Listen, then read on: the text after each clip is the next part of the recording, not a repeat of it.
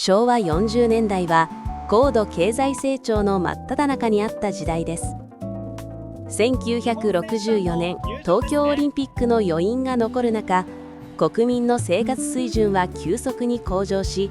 テレビ、冷蔵庫、洗濯機の3種の神器が家庭に普及しました。こうした生活環境の変化は食文化にも大きな変革をもたらしました。農村から都市への人口移動、共働き家庭の増加、外食産業の勃興、そして海外文化の急速な流入、これらが複合的に絡み合い、昭和40年代の食卓は戦前戦後の質素な食事から大きく様変わりしていきました。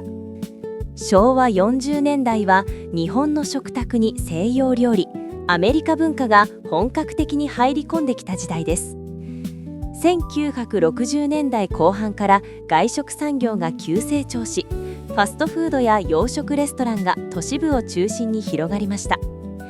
その火付け役となったのは昭和45年に開催された大阪万国博覧会です。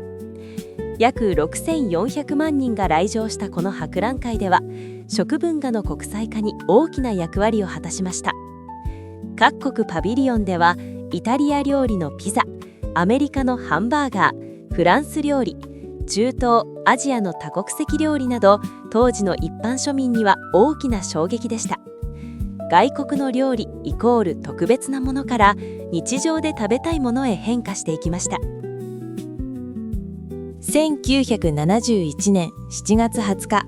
銀座三越1階に日本初のマクドナルドが誕生しました。当時の日本人にとってハンバーガーはほとんど知られていない存在。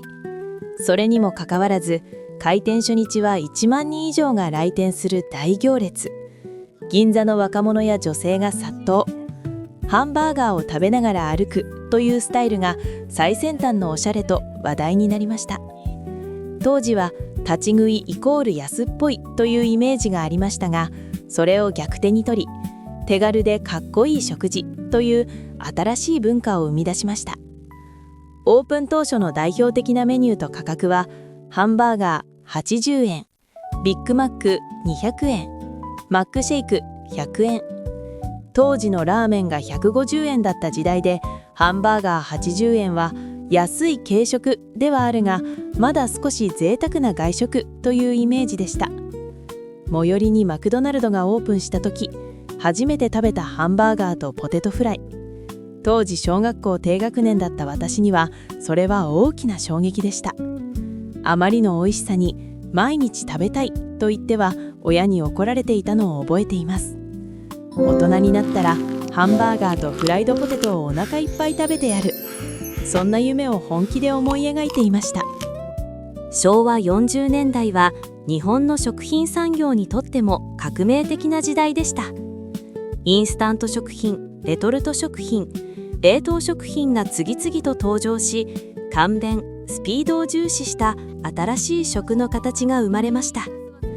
昭和46年、日清食品からカップヌードルが発売されました。これは1958年に発明された世界初のインスタントラーメンであるチキンラーメンの進化系であり、カップのまま食べられるという革新的な発想により、食文化に大きな転換をもたらしました。昭和47年の浅間山荘事件のテレビ中継は、カップヌードルの認知度を一気に全国区に押し上げた歴史的な出来事として知られています。防寒装備の機動隊員がカップヌードルを食べる映像は、商品の実用性と手軽さを多くの視聴者に印象づけました。友達と遊びに行く際も水筒にお湯を入れてカップヌードルと透明プラスチックのフォークを持ち、公園や空き地などで一緒に食べていたことを思い出します。当時は温かいものを手軽な食べ物が多くなかった分、外で温かいものを食べるというだけでちょっとした冒険のような高揚感がありました。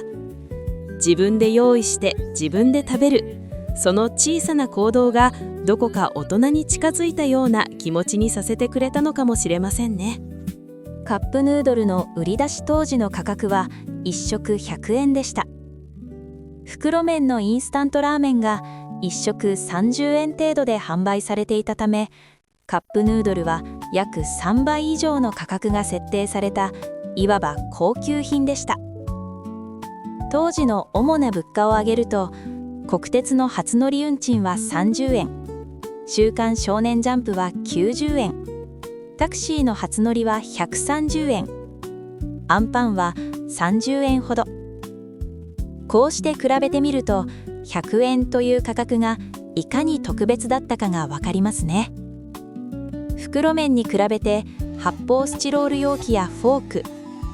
フリーズドライの具材などコストのかかる要素が多かったこともあり、この価格設定になったと言われています。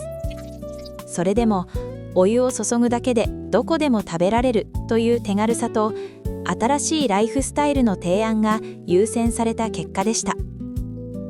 当時の小学生にとってはお小遣いではなかなか手が出ない贅沢品。私も代わりにベビースターラーメンを駄菓子屋で買い、お椀にお湯を注いで食べていた、そんな思い出があります。昭和43年、大塚食品が日本初の市販レトルト食品ボンカレーが発売されました。3分温めるだけという手軽さは当時の主婦層に革命的な利便性をもたらしました。今でこそ当たり前のレトルト食品ですが、当時の人々にとって常温で長期保存できるという概念は魔法か、あるいは怪しい技術に見えたそうです。ただ、現在のレトルト食品のような1年や2年の長期保存ではなく、夏場は2ヶ月、冬場は3ヶ月でした。それでも当時の技術としては画期的な保存期間でした。レトルト食品の登場により、家族全員が同じ鍋を囲むのではなく、食べたい時に1人分だけ食べるというスタイルの先駆けとなりました。私も小学生の時、家に帰ると母がご飯炊いてあるからボンカレー食べてという記憶がありますね。カレー好きとしては大変嬉しかったです。昭和40年代は家庭の食卓だけでなく、おやつの世界にも革命が起きていました。子どもたちのおやつも手作りや駄菓子中心から、メーカーが開発したスナック菓子へと移り変わっていきます。この頃はまだスナック菓子という言葉は一般的ではなく、あられ、せんべい、ビスケットといった分類が主流でした。昭和30年代後半にスナック菓子の先駆けとして、小池やポテトチップス、カルビー、かっぱえびせんが発売されています。昭和40年代に入り、さらにスナック菓子黄金時代の到来に入ります。欧米のエクストルーダーという防火成形機が導入され、サクサクとした軽い食感のスナックが爆発的に増えました。中でも衝撃的だったのが昭和43年発売の明治カールでした。トウモロコシを原料としたふんわり軽い食感、それまで主流だった硬いお菓子とは全く違う新ジャンル。口の中で溶けるような食感が子どもたちに大人気となりました。昭和46年発売のトウハとキャラメルコーン、軽いコーンスナックにキャラメル味をコーティング、甘くてサクサクというそれまでにない新感覚、塩味系が多かったスナック市場に甘い主役として登場。最大の特徴は袋の底に入っているピーナッツ。甘さの中に塩気を加えることで飽きずに食べ続けられる工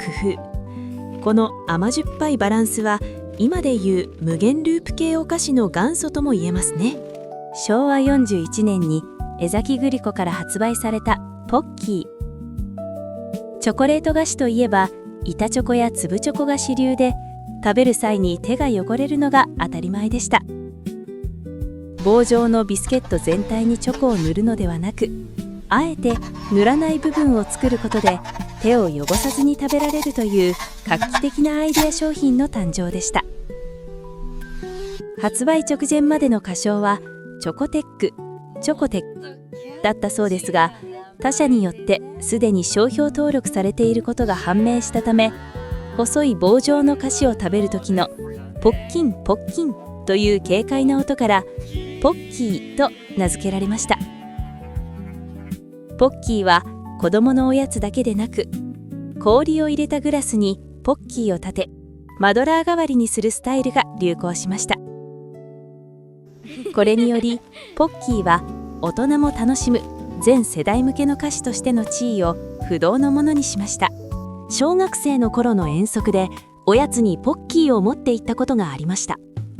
現地で食べるのを楽しみにしていて、いざ箱を開けたその瞬間、指先に伝わってきたのはいつもの軽やかな感触ではなく、ぬちゃりとした重たい違和感。なんとリュックの中の熱気でチョコが溶け、ポッキー同士がすべてくっついてしまい、ドロドロの塊になっていたのです。あの時の衝撃は今でも忘れられません。きっとこれも皆さんのあるあるではないでしょうか。昭和40年代は海外食文化の参入が相次ぎました。昭和45年、マクドナルド1号店の1年前にケンタッキーフライドチキン1号店が名古屋市西区にオープンしました。大阪万博にも出店されてましたが、実質的な1号店はこの店舗のようです。当時の日本には外食で肉を手で持ってかぶりつくという習慣がほとんどありませんでした。お箸が出てこないことに戸惑う客が多く、どうやって食べるんだと聞かれるのが日常茶飯事だったそうです。昭和46年、ミスタードーナツ1号店が大阪府箕面市にオープン。この店舗が日本のドーナツ文化の原点ともいえる存在ですね。